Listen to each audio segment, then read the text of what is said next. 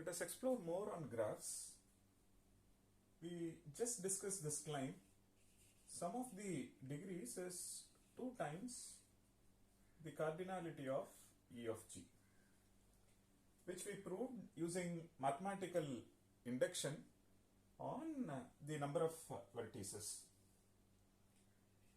The principle of mathematical induction is such a powerful tool which we come across in mathematics in particular, and we prove many claims using mathematical induction. Here is a formal way of writing the definition of mathematical induction. So it has got 3 components, something called base case, and we explicitly prove that it is true for the base case. So P represents the predicate and this represents the base value. So we prove that the predicate is true for n is equal to 0. Then assuming n or assuming k, we prove for P of k plus 1. What is this k? K is greater than or equal to 0. Please note, when we write in English, we say assume the climb is true for k, and as part of induction, we explicitly prove the climb for k plus 1. Now, look at the logic.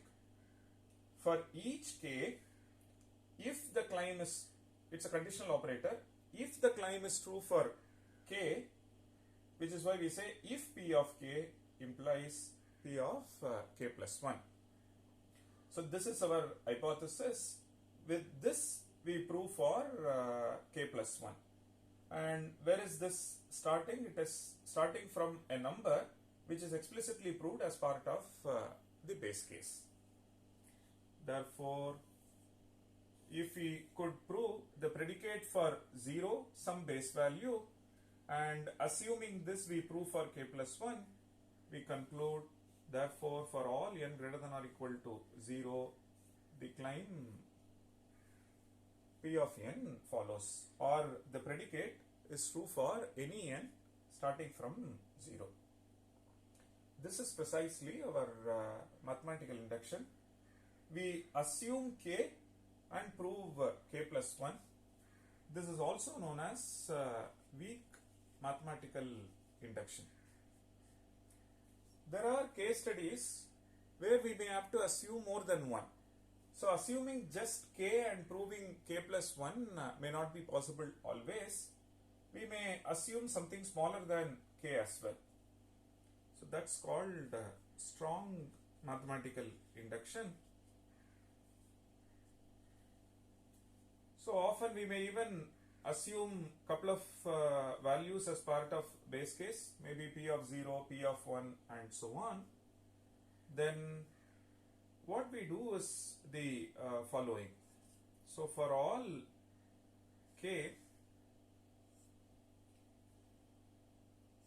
say k starting from 0, you may assume P of 0 and P of 1, so on up to P of k implies that P of k plus 1. So not just k, you may even make use of values that are smaller than k, maybe P of k minus 1, k minus 2 and so on, and you may go even all the way up to the base case. So in the worst case, you may assume all values starting from the base case until k and then go to induction step. And with this you conclude that the climb is true for all n greater than or equal to 0 P of n.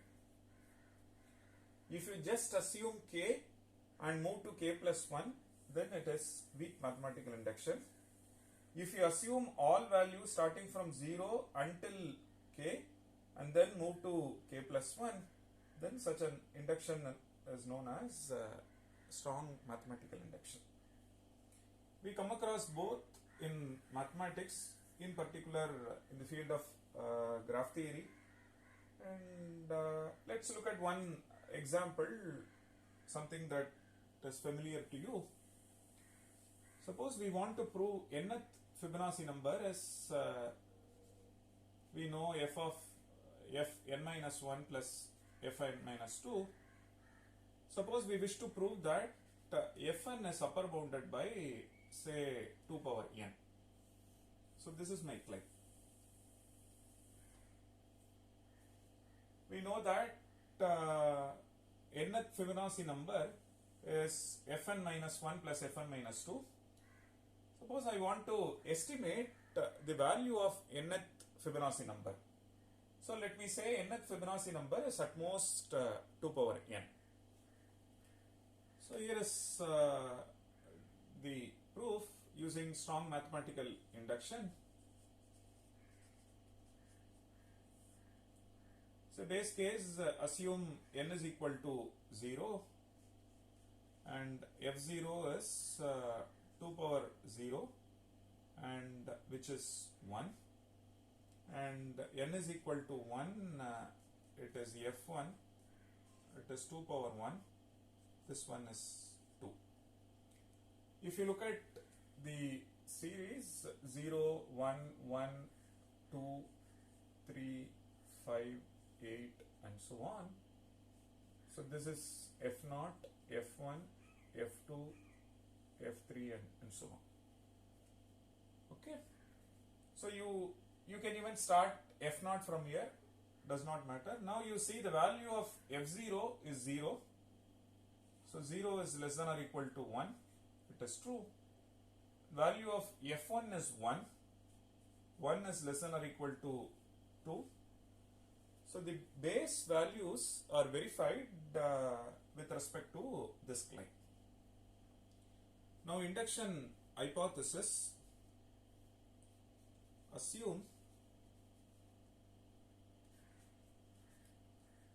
fn is at most 2 power n for, okay, let me say starting from 0 so on up to n. Okay, how do you formally write this? Let's say fk is 2 power k and the value of k is between 0 to n. Okay, so you assume that fn is at most 2 power n and n can take the values 0 to n. Okay, now assuming this, so which means you assume all values below n, the claim is true. Okay, now let's go to the induction step.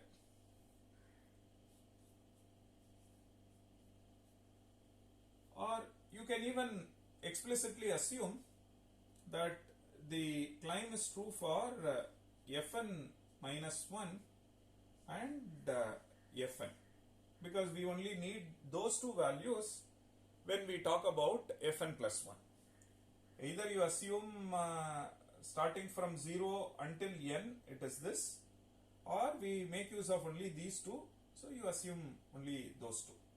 That's also fine. Let's look at fn plus 1. So fn plus 1 is fn plus fn minus 1. I'm just using this. Now bring in hypothesis to complete the induction proof.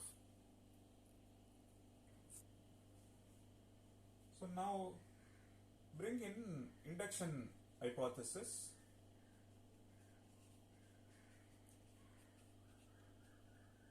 Because by induction hypothesis, we know fn is at most 2 power n, fn minus 1 is at most 2 power n minus 1. So therefore, fn plus 1 is 2 power n plus 2 power n minus 1.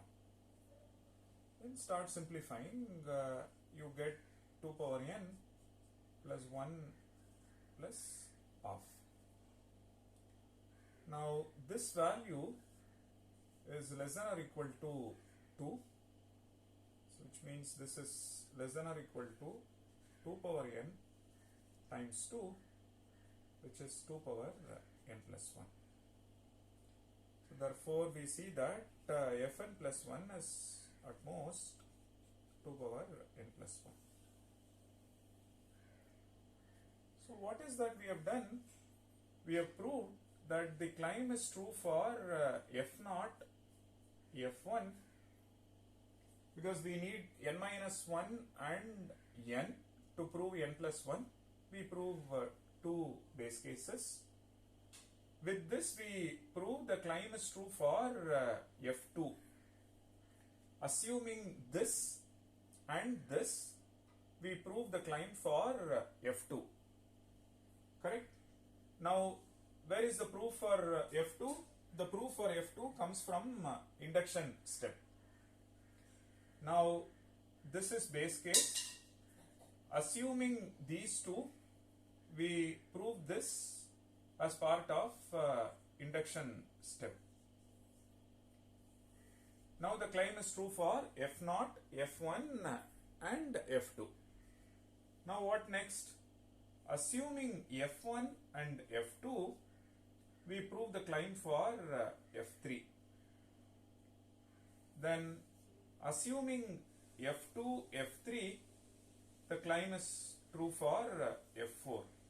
In general, assuming fn minus 1 and fn, we prove the climb for fn plus 1. So therefore, although we say induction hypothesis, the assumption we make as part of induction hypothesis can never go wrong. As we build the induction step, or as we move from iteration to iteration, what we prove as part of induction step in the previous iteration becomes the hypothesis for the next iteration. And the chain goes, therefore you conclude for all n greater than or equal to 0, so and so predicate is true. When I say predicate, so and so climb is true. And here is one classical case study which uses the strong mathematical induction as part of its proof technique. So we come across both weak mathematical induction and strong mathematical induction in graph theory and in many places in mathematics. In graph theory, it is very heavily used. So the idea is this: if you look at the way we have progressed so far, we started with something called formal representation, and we said logic plays a role in expressing the facts, in expressing definitions. So which is why we revisited first order logic in writing the definition of mathematical induction. So in English you may say assume the climb is true for n, but can you quantify that n? If you say some n, then it is incorrect. If you say it is true for any n, then there is nothing to prove. The assumption itself says it is true for any n, then what is there to prove? But mathematics brings the definition precisely. It says if it is true for n, that n could be anything. For each k greater than or equal to 0, if the climb is true or if the predicate is true, then induction step says it is true for k plus 1. Therefore, you conclude for all n, so and so predicate is true. So now you see that the power of mathematical logic in expressing the definition, it's so precise and expresses the fact the way it should be without any ambiguity. And now that definitions are expressed using first order logic, you are interested in proving a claim. We saw that there are well-known inference rules and equivalences using which we tried proving a couple of claims, but there are claims for which you need sophisticated proof techniques. For example, here is one technique, namely mathematical induction, and which you can use to prove bounds of this type. This may not be possible to prove. This we may not be able to prove using our well-known inference rules and equivalences. There are a couple of more case studies in graph theory through which I shall introduce some powerful proof techniques using which you can prove other case studies that you come across in graph theory and other case studies you come across in other fields in computer science. Let's explore.